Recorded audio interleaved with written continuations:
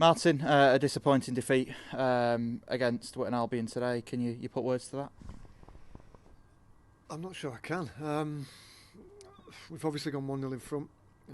Conceded at a really bad time on the stroke of half time to go 2-1 down into half time, and then I don't know what's happened. We've just capitulated second half. There was no fight, no desire, no heart. We just didn't have anything at all.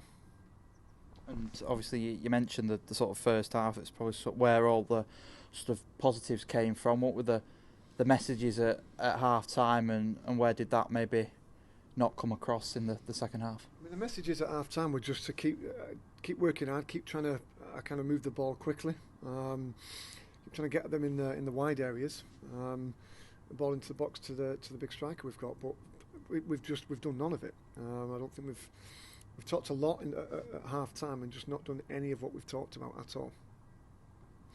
Really, really disappointing.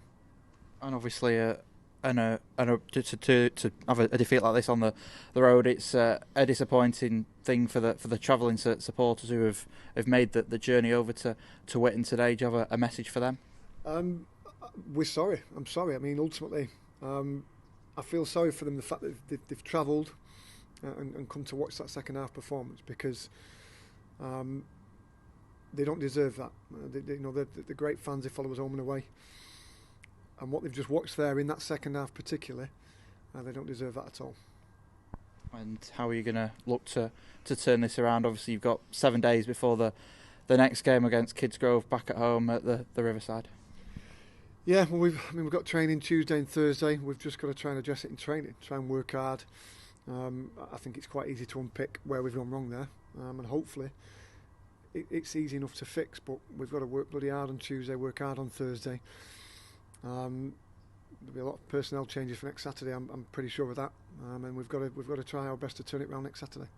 And just finally on personnel, obviously there's a number of players sort of injured and on the way back. Owen Collins we saw out warming up today, obviously coming back from that arm injury, and Luke Barl obviously was here today as well. Leon Creech and Lee Neville, obviously two other players that are out injured that weren't here today. What's the latest with everyone? We've seen Owen Collins he's kind of the one, but he's not far away at all, Codge. So hopefully we can get a couple of decent sessions out of him this week, and we can see where we are for next Saturday. Leon Creech pulled up in training the other day, so I'm not quite sure if he'll be ready for next week. Lee Neville's just feeling the effects of not playing much football and having 3 games in quick succession, so we're hoping to have him back next week as well.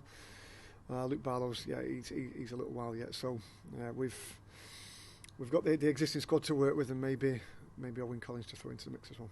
And just finally, I know I said that before, but on Jamie Rother, obviously he seemed to have a slight issue midway through the second half. He ploughed on through. Is there any effect of that in there?